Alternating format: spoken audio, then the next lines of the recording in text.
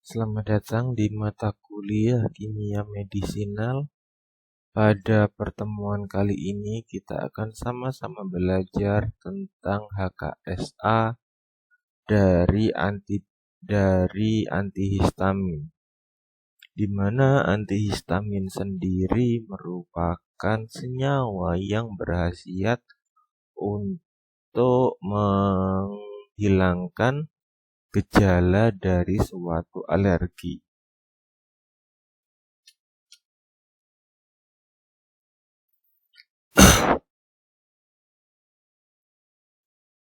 Nah, untuk antihistamin sendiri di sini kita akan belajar tentang definisi dan senyawa histamin dan antihistamin, reaksi hipersensitivitas, autoimun, imunodefisiensi, reaksi hipersensitivitas tipe 1 sampai 4. Lalu ada reseptornya histamin, ada reseptor H1, H2, H3 dan H4. Lalu mekanisme dari turunannya difenhidramin dan etilen diamin. Nah, untuk referensi yang saya pakai di sini adalah memakai buku Kimia Medisinal yang penulisnya adalah Prof. Siswandono, dosen farmasi di UNER. Oke, sebelumnya kenapa sih kita perlu mempelajari ilmu kimia medisinal? Nah, dalam setiap bahan obat itu selalu ada namanya active pharmaceutical ingredient atau bahan aktif obat. Nah, active pharmaceutical ingredient ini bisa diperoleh dari bahan alam. Contohnya, senyawa digoxin. Digoxin diperoleh dari Digitalis purpurea. Lalu ada senyawa penisilin. Penisilin itu diambilkan dari isolat jamur Penicillium notatum. Juga ada yang semisintesis, jadi di alam itu sudah ada, lalu kita ambil, lalu kita ubah sedikit strukturnya. Kita ubah strukturnya tujuannya untuk mendapatkan senyawa yang lebih poten dan mengurangi dari efek samping obat tersebut. Lalu setelah dari bahan alam, semi-sintetik, dan yang selanjutnya adalah yang berasal dari senyawa sintesis murni, sintetik murni. Contohnya apa? Yang sering kalian buat contoh yaitu adalah paracetamol.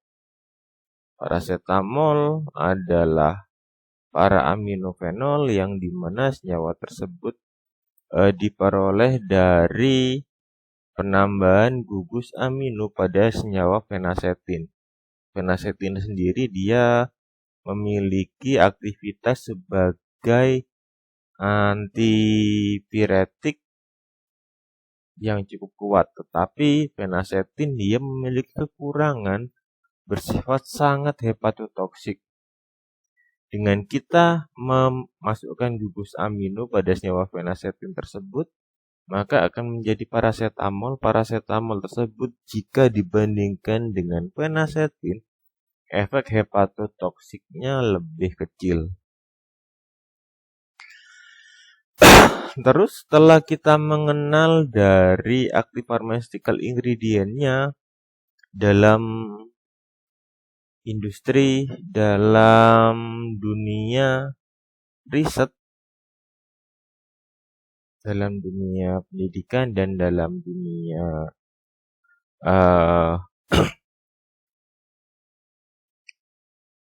pemerintah, itu kita selalu mencari senyawa yang dia efek sampingnya paling kecil dan potennya paling tinggi. Otomatis nanti dari pihak pemerintah akan melakukan evaluasi apakah obat tersebut layak digunakan atau tidak. Lalu di industri farmasi. Di industri farmasi adalah proses pabrikasi. Nah, di industri farmasi ini kita mulai memformulasikan senyawa yang kita dapatkan tersebut. Entah itu mau dibuat sediaan konvensional atau dibuat sediaan lepas lambat atau mau dibuat bentuk sediaan lain yang dapat meningkatkan dari penerimaan pasien.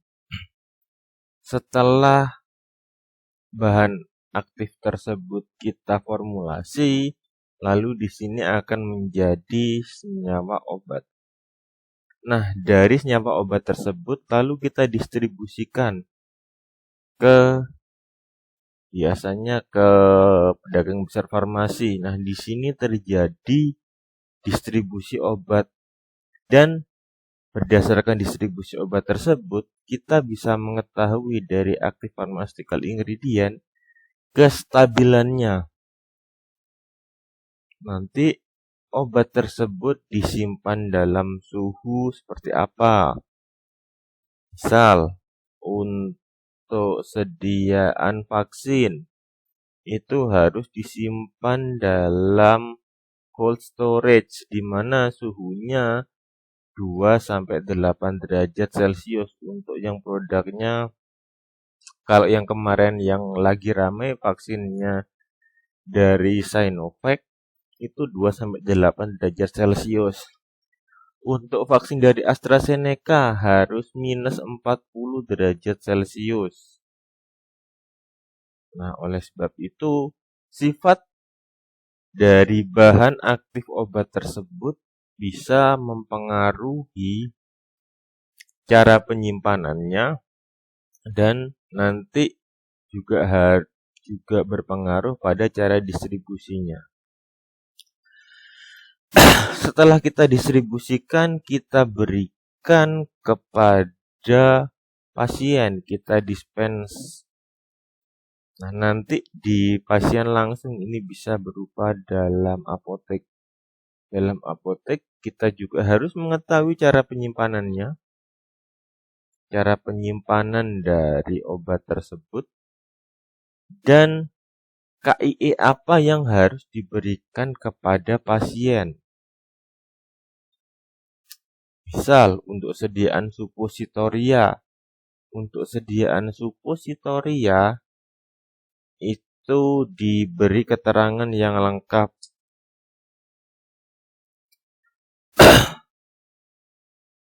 Nah, kalau misalkan jangan lupa misalkan untuk sediaan suppositoria ditulis dimasukkan selain kita berikan KIE, jangan lupa pada etiketnya itu ditulisi lagi. Karena ada kasus di Surabaya hanya diberikan KIE yang diberitahukan adalah pasien lansia seperti gambar di sini. Suppositoria adalah sediaan yang dimasukkan melalui dubur atau anus. Nah, dengarnya pasien tersebut dimasukkan di bubur. Nah, itu kan sangat bertolak belakang dengan fungsi dari sediaan supo tersebut. Lalu selanjutnya pada peranannya di rumah sakit, biasanya dijadikan kalau misalkan rumah sakitnya sudah menetapkan farmasi klinis sebagai salah satu bagiannya, kita akan selalu diajak berdiskusi dengan dokter terkait dengan kasus-kasus pasien.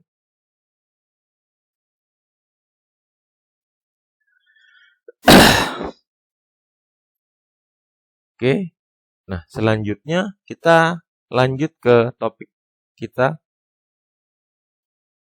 Sebelum kita mempelajari senyawa antihistamin, kita harus mempelajari dulu histaminnya itu apa. Seperti strategi perang, kita harus mengetahui yang kita perangi musuhnya seperti apa. Nah, di sini yang kita perangi adalah senyawa yang disebut histamin. Histamin adalah mediator kimia yang dikeluarkan pada fenomena alergi. Seperti tanggal-tanggal sekarang ini biasanya alergi tanggal tua.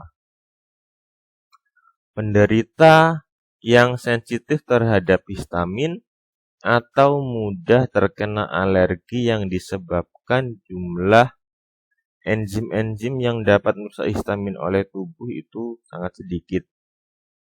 Contohnya seperti histaminase dan diamin oksidase yang rendah. Untuk histamin sendiri tidak bisa digunakan untuk pengobatan. Garam fosfatnya digunakan untuk mengetahui berkurangnya sekresi asam lambung. Tapi tidak bisa digunakan untuk pengobatan.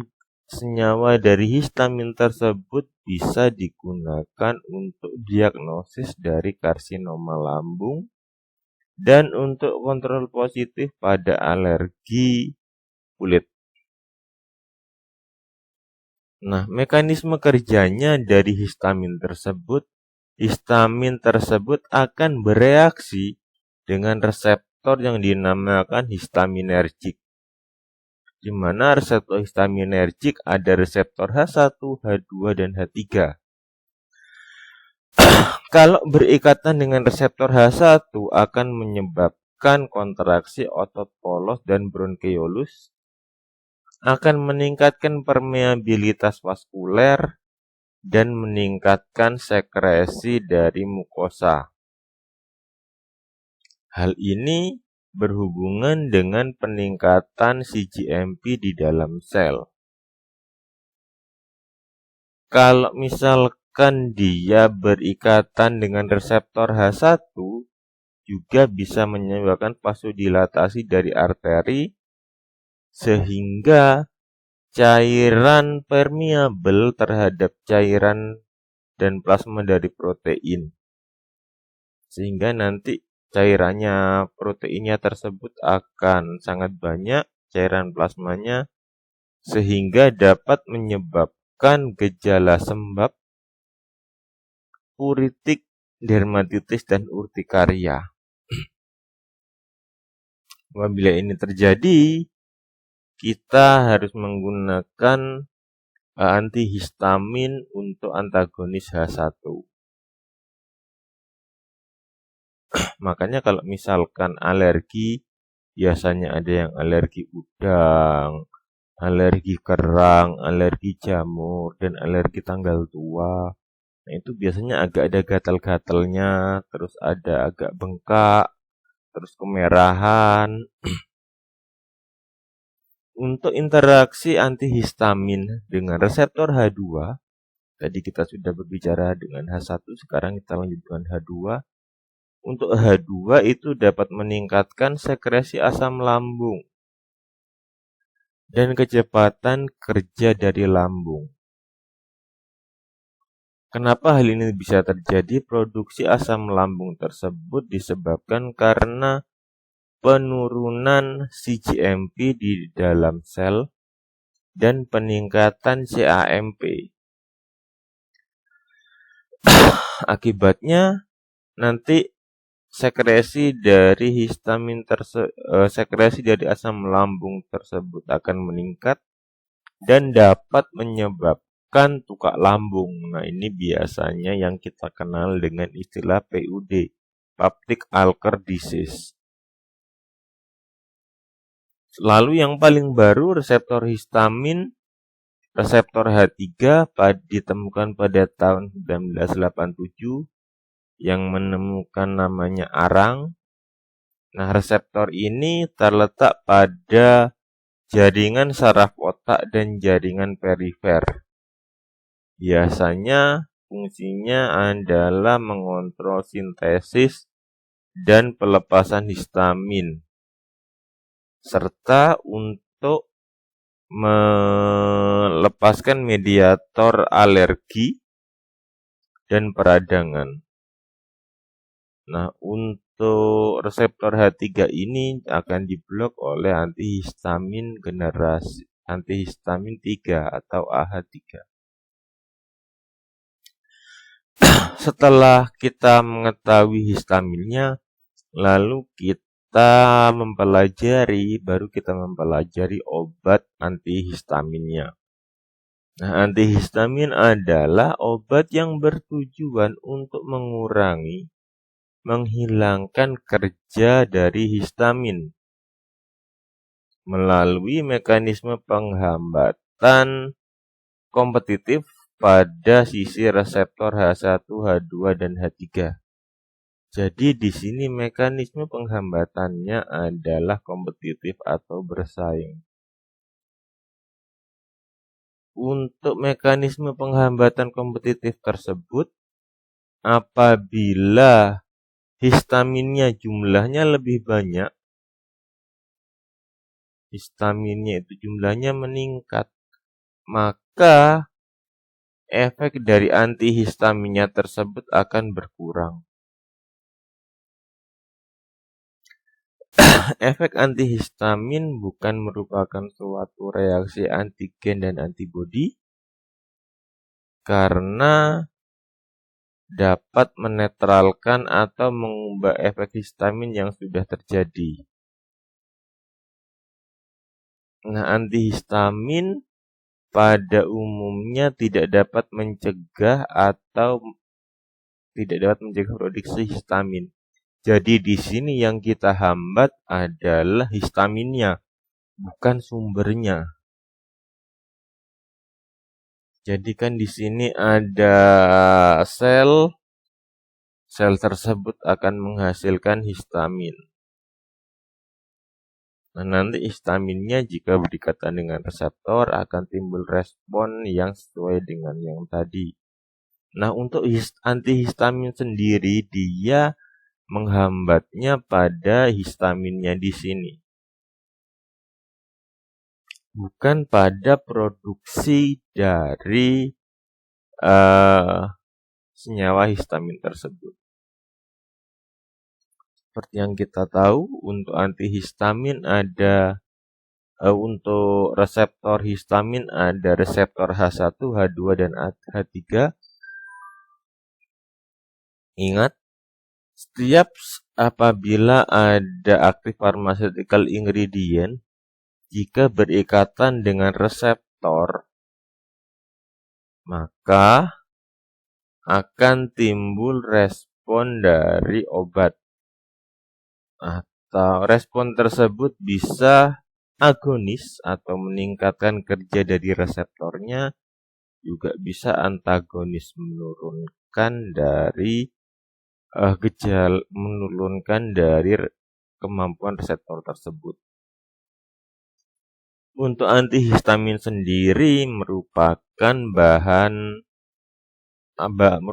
obat-obatan yang dia menghambat. Jadi di sini termasuk antagonis. Untuk antagonis H1 digunakan pada pengobatan reaksi alergi. Untuk antagonis H2 pada pengobatan tukak lambung. Untuk H3 masih belum digunakan dalam pengobatan dan masih dalam penelitian.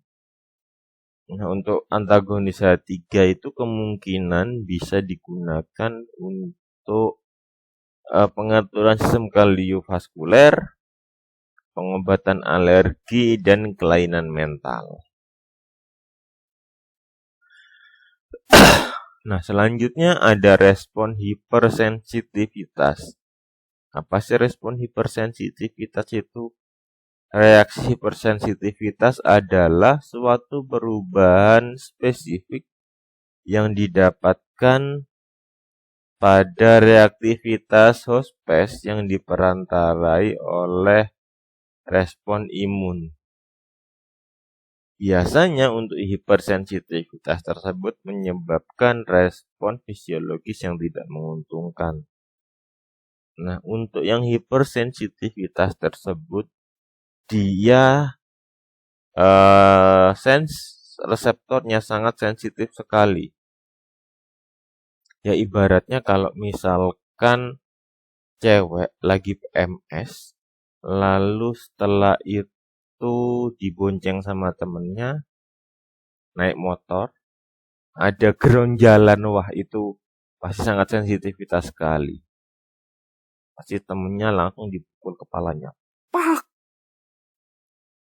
Kalau misalkan kondisi yang normal, ada geronjalan seperti apapun, tidak akan komentar. Nah, itu adalah contoh reaksi hipersensitivitas.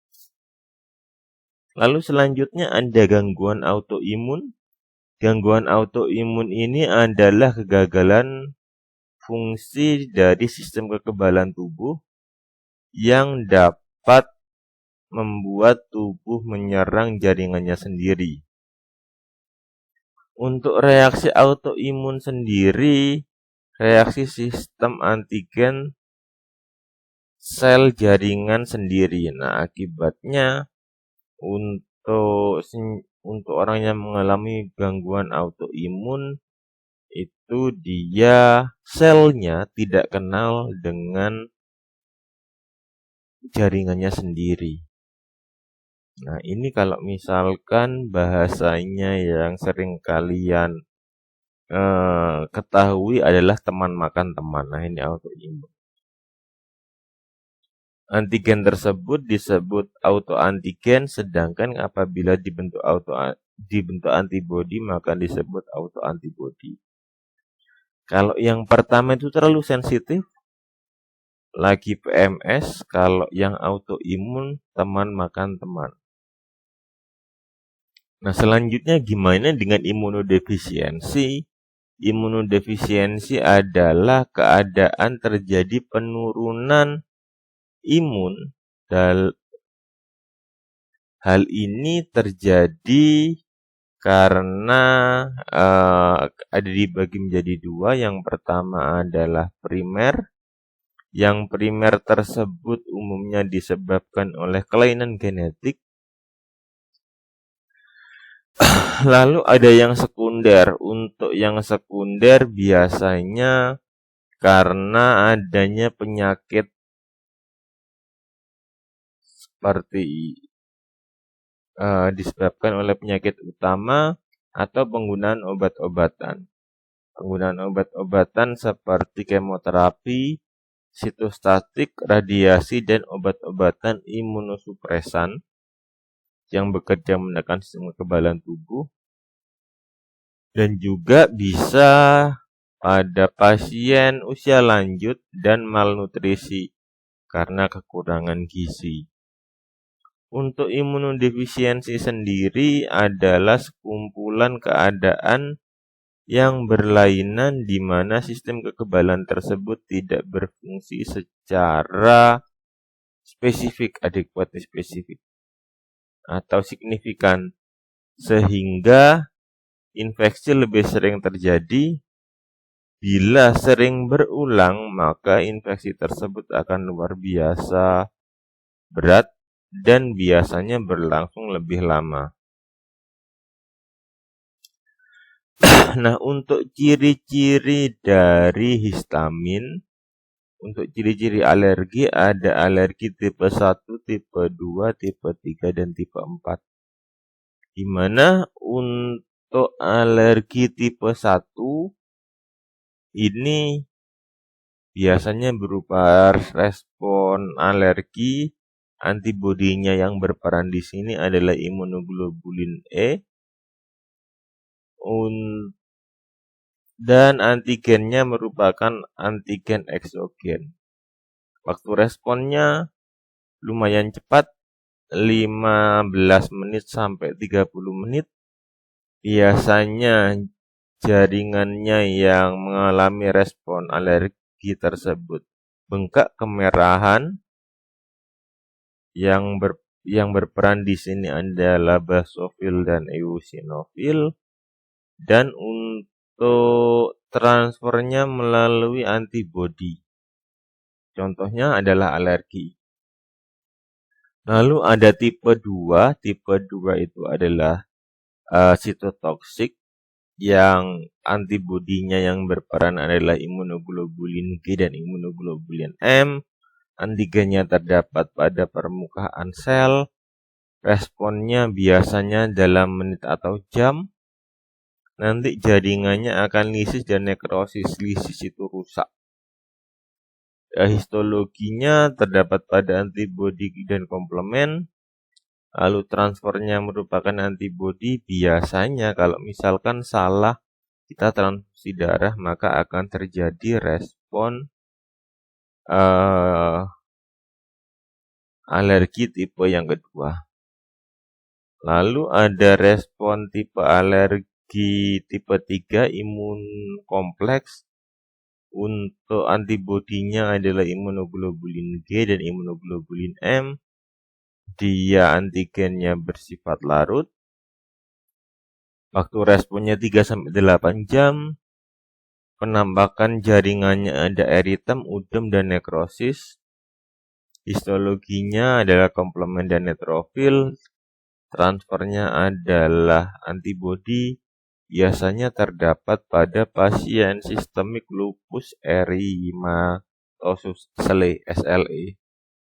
Nah, kalau pasien yang mengalami ini biasanya imunnya tersebut akan memakan dari jaringannya, dari badannya itu sendiri. Biasanya ciri-cirinya untuk pasien SLE itu terdapat, kalau kecapean matanya terdapat seperti gejala butterfly. Jadi ada bentukan kupu-kupu. Nah, nanti kalian bisa browsing sendiri gejala dari SLE. Untuk yang tipe 4, tipe lambat, antibodinya tersebut tidak ada. Antigennya berupa jaringan organ. Waktu responnya 48-72 jam.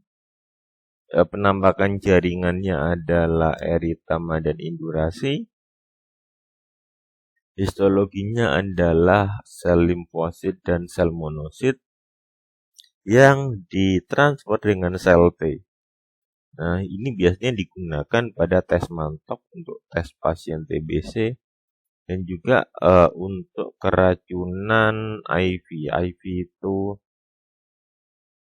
tanaman yang ada pada luar negeri. Biasanya kalau misalkan kena kulit itu bisa, kalau alergi itu bisa lebam-lebam seperti habis dipukuli orang. Jadi untuk reseptor histamin ada reseptor H1. Ini adalah pada histamin yang berikatan dengan reseptor spesifik di membran sel.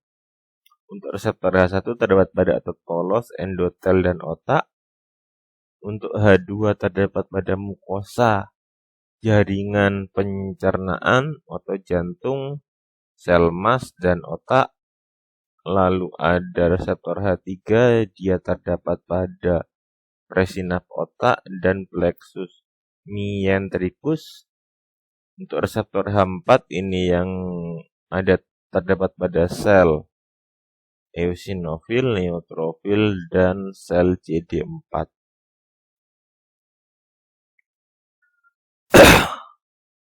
Ini seperti yang tadi. Nah, sekarang kita masuk di antagonis H1. Di mana untuk antagonis H1 ada antagonis klasik. Untuk antagonis klasik tersebut senyawa yang dalam kadar rendah dapat menghambat kinerja histamin secara kompetitif pada reseptor yang mengandung reseptor H1. Biasanya digunakan untuk mengurangi gejala alergi karena musim dingin, cuaca, atau radang selaput lendir, hidung bersin, gatal-gatal, Terus kalau misalkan gatal-gatal pada mata, hidung, dan tenggorokan, dan gejala alergi pada kulit seperti pruritik, urtikaria, eksim, dermatitis, dan juga bisa digunakan untuk antiemetik, anti mabuk. Ini mabuk perjalanan, bukan mabuk alkohol. Untuk anti Parkinson juga bisa digunakan sebagai antitusif, sedatif, antipsikotik, dan anestesi lokal. Oke, sebelum kita lanjut lagi, dalam suatu obat, kita kenal dengan istilah gugus farmakofur, di mana gugus farmakofur tersebut adalah gugus yang berikatan dengan reseptornya. Nah, juga dari obat tersebut ada gugus toksikofur, di mana gugus toksikofur ini adalah yang akan memberikan respon toksik apabila dia berikatan dengan reseptor. Lalu ada metabopor, ini biasanya digunakan untuk membantu metabolisme dari obat tersebut.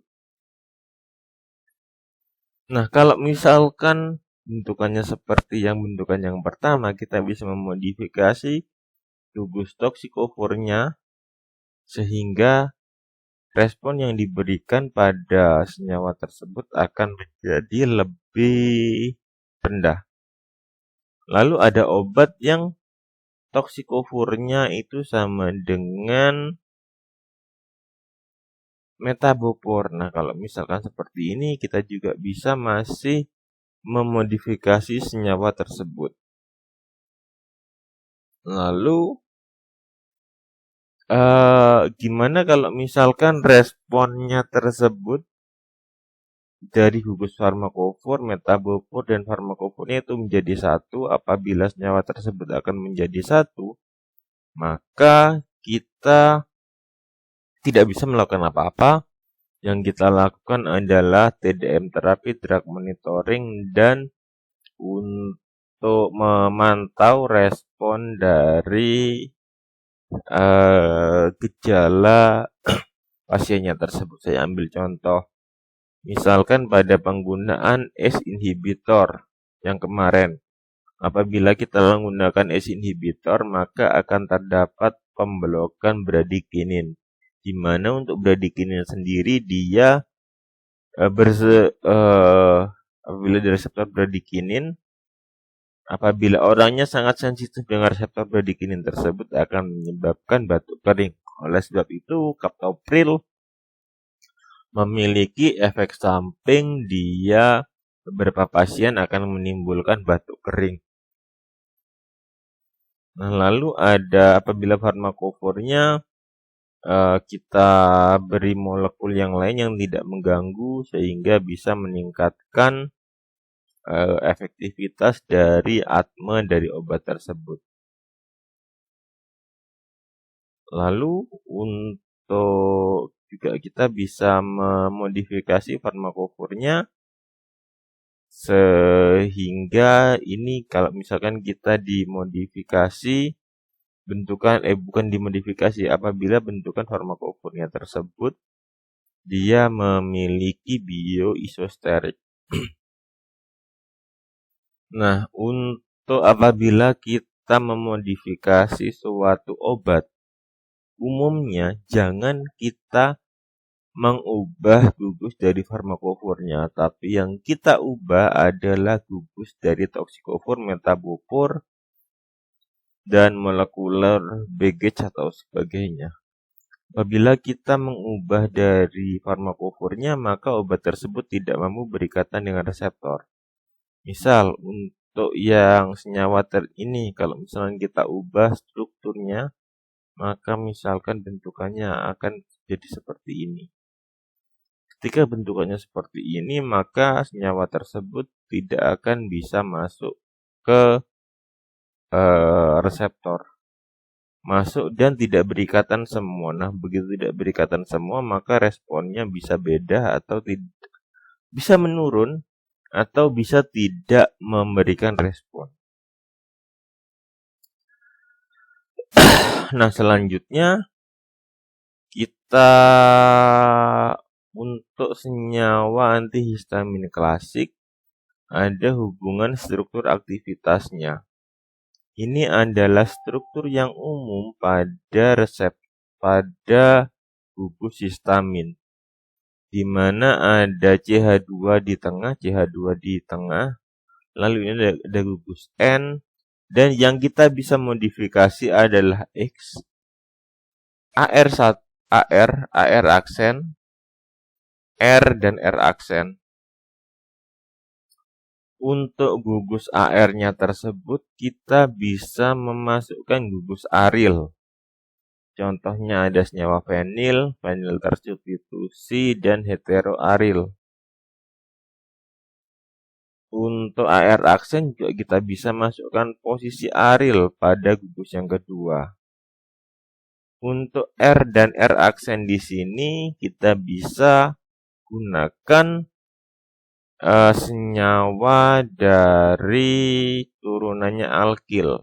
Jadi ada aril, ada alkil. Kalian sudah belajar kimia organik. Nanti kalian lihat dulu gugus aril itu apa, gugus alkil itu apa. Untuk gugus X yang ada di sini, kita bisa modifikasi dengan gugus isosterik. Misal O, N, dan CH. Nah, bagaimana kalau misalkan gugus ini kita gantikan dengan gugus O, maka akan menjadi nama obatnya turunan eter aminoalkil yang memiliki efek sedasi yang sangat besar. Nah, itu merupakan turunan eter aminoalkil. Tetapi apabila kita masukkan gugus N di sini, di posisi X ini, maka akan menjadi turunan etilen diamin. Senyawanya sangat aktif, tetapi juga toksisitasnya akan meningkat. Nah, ini yang nanti bisa kita modifikasi. Lalu untuk CH, lalu untuk X di sini apabila kita masukkan gugus CH, maka obatnya tersebut menjadi turunan alkil amin. Senyawanya kurang aktif, tetapi juga efeknya kurang toksik.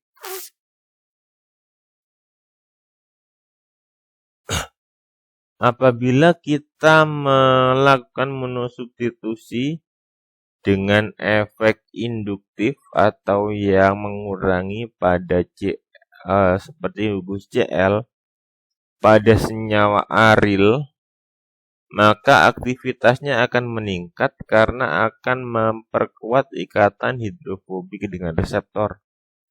Jadi apabila kita masukkan gugus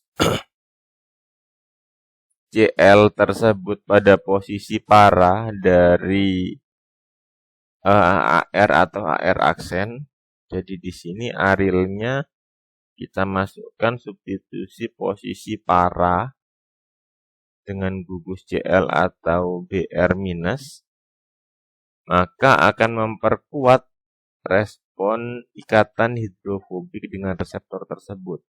Karena akibatnya aktivitasnya akan meningkat.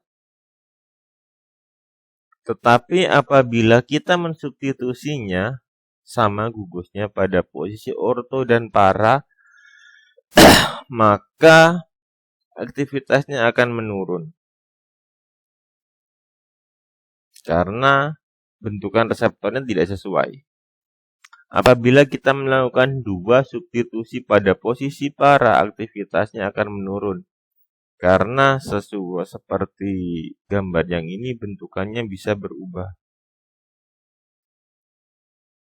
Nah, agar muatan yang paling optimal, agar aktivitasnya yang paling optimal, maka ion N pada posisi X tersebut merupakan amin ester yang bermuatan positif sehingga dapat mengikat reseptor H1 dengan ion N-dimetil.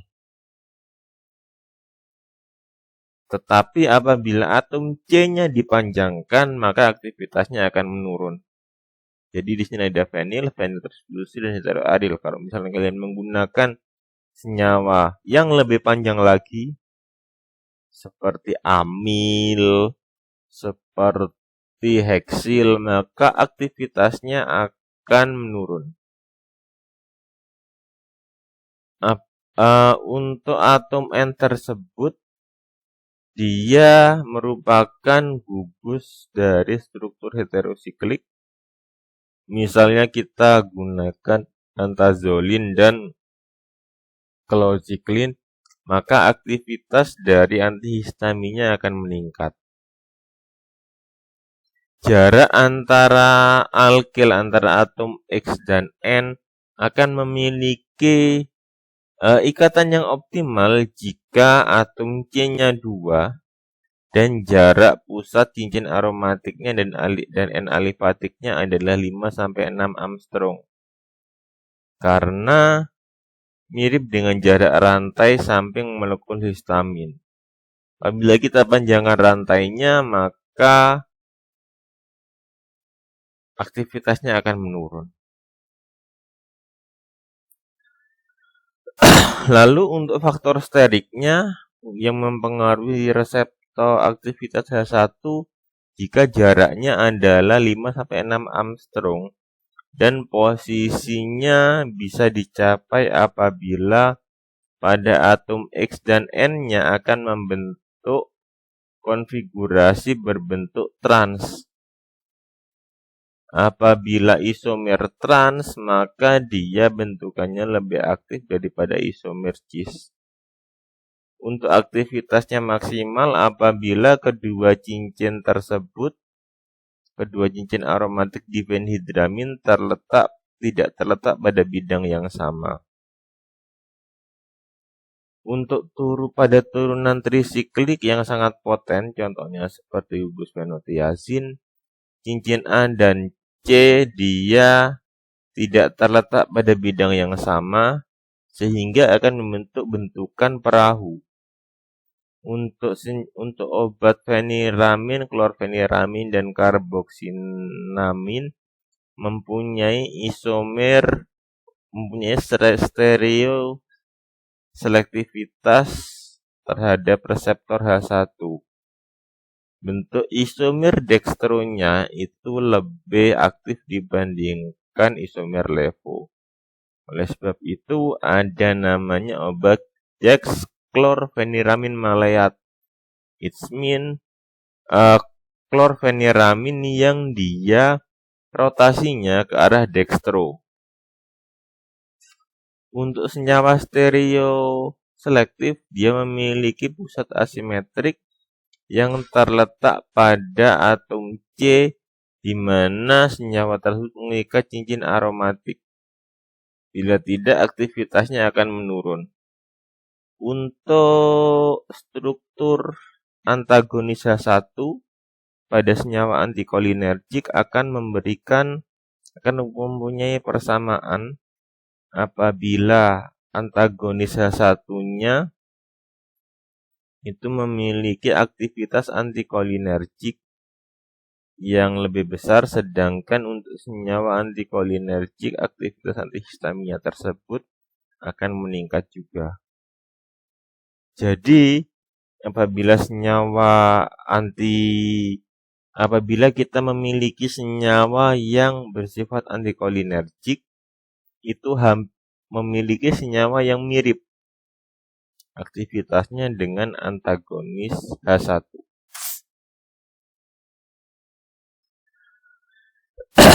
Selanjutnya, turunan dari etil aminoalkil, di mana untuk etil aminoalkil ini gugusnya awalnya ada CH2, CH2N, di sini ada O.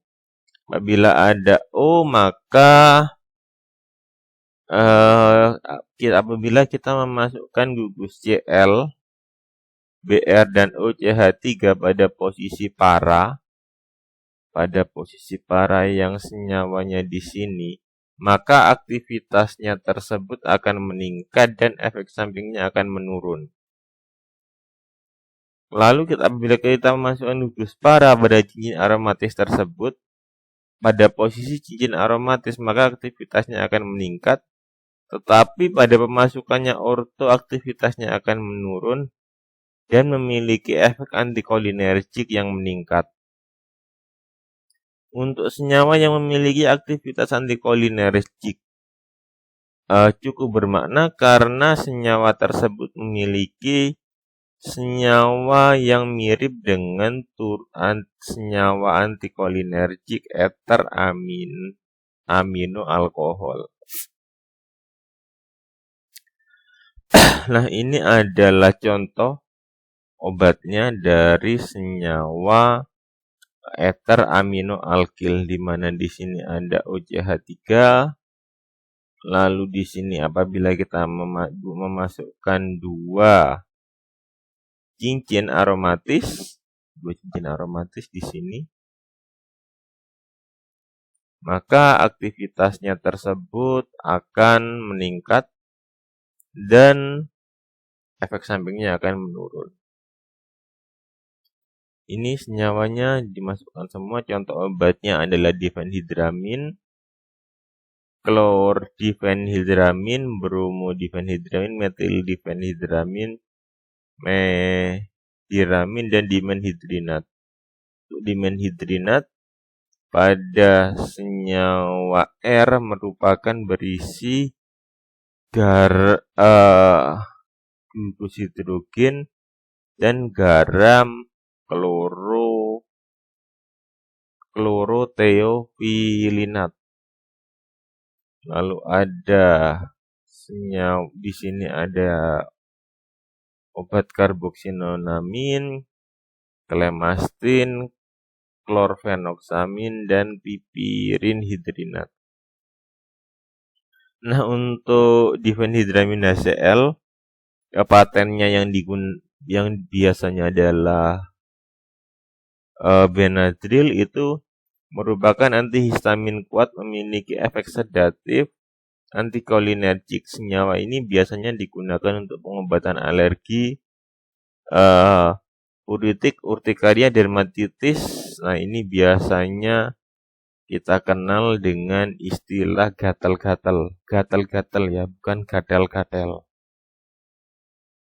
Nah, untuk juga bisa digunakan untuk antispasmodik karena memiliki efek antikolinergik, antiemetik, dan obat batuk. Untuk difenhidramin sendiri, dia memiliki kadar diikat oleh plasma 80-96%. Diikat oleh plasma, kadar plasmanya paling tinggi setelah 1-4 jam, dan waktu paruhnya adalah 9 jam. Lalu selanjutnya ada dimenhidrinat. Contoh obatnya adalah Dramamine dan Antimo. Dia berbentuk garam difenhidramin dan 8 klorofilinat. Dimenhidrinat tersebut biasanya digunakan pada anti mabuk, diberikan setengah jam sebelum perjalanan, dan masih bisa digunakan pada ibu-ibu hamil, tapi dosisnya disesuaikan. Untuk difenhidrinat sendiri, efek farmakologinya tidak berhubungan dengan aktivitas antihistamin dan difenhidramin. Dosisnya 50-100 mg maksimal 3-4 kali sehari. Lalu ada karbinoksamin maleat. Contoh obatnya Clistin, dia mengandung atom C asimetrik yang berikatan dengan dua cincin aromatis yang membentuk isomer LeVo. Untuk konfigurasi sinisternya, dia karena dapat berinteraksi secara serasi dengan reseptor H1, Untuk karbinoksamin sendiri menimbulkan efek sedasi yang relatif lebih ringan daripada difenhidramin. Biasanya senyawanya dalam bentuk campuran racemate, artinya dalam bentuk rectus ataupun sinister. Selanjutnya ada klorfenoksamin, dia contoh obatnya adalah sistral, memiliki penyerapan dalam saluran cerna yang rendah sehingga untuk mencapai di sistemik diperlukan dosis yang cukup besar. Untuk klorfenoksamin sendiri biasanya digunakan untuk pengobatan lokal. Selain itu, untuk pengobatan lokal juga obat ini memiliki aktivitas analgesik karena memiliki efek anestesi lokal. Jadi biasanya digunakan pada sediaan salep. Untuk clemastine fumarat, contoh obatnya adalah Travagil, di mana obat tersebut merupakan reseptor antihistamin H1 yang cukup kuat dan kerjanya sangat lama. Untuk efek antikolinergiknya dan menekan sistem saraf pusatnya kecil, bentukan isomer aktifnya adalah dextro sebagai pusat kiralnya sehingga akan membentuk konfigurasi rectus.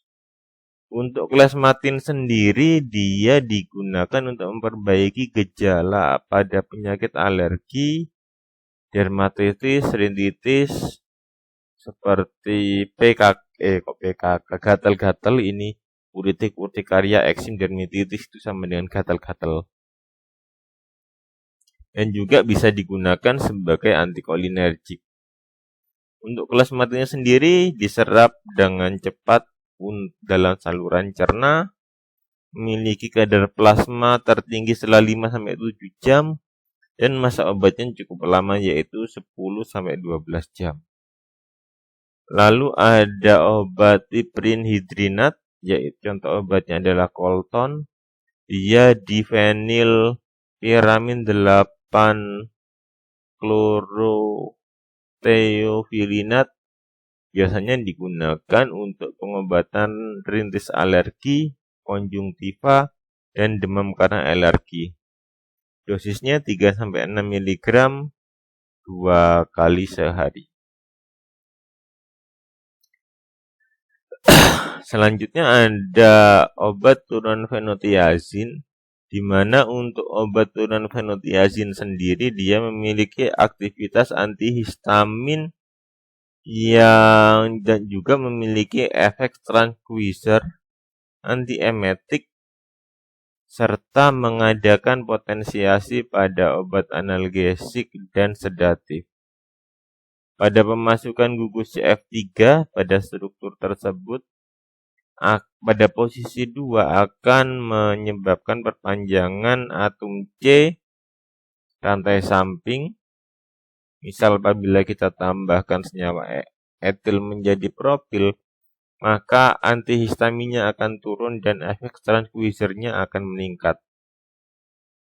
Contoh obatnya adalah promethazine,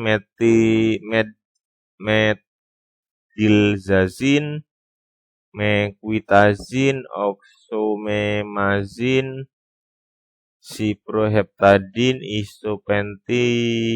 isopendil, azatadine, loratadine, dan bisotifenmaleat.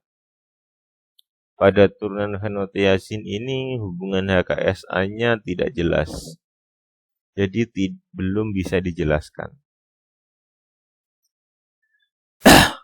Nah, karena untuk pengobatan histamin ini biasanya memiliki efek samping yang mengantuk karena dia bersifat sedatif. Oleh sebab itu, antihistamin generasi pertama atau antihistamin klasik, dia memiliki efek sedasi serta efek kolinergik. Oleh sebab itu, perkembangan zaman now dikembangkan antihistamin generasi yang kedua. Di mana untuk antihistamin generasi yang kedua tersebut, antihistamin H1 generasi yang kedua akan memiliki persyaratan sebagai berikut. Yang pertama, afinitasnya terhadap reseptor H1 cukup tinggi, efek sedasinya lebih rendah, afinitasnya rendah terhadap reseptor kolinergik dan adrenergik. Untuk menghilangkan atau meminimalisir efek tersebut, kita harus mengubah gugus yang memiliki kelarutan pada lemak yang cukup tinggi dengan mengubah gugus tersebut sehingga memiliki kelarutan di lemak yang cukup rendah pada pH fisiologis dan bekerja terutama pada reseptor H1 perifer dibandingkan reseptor pusat.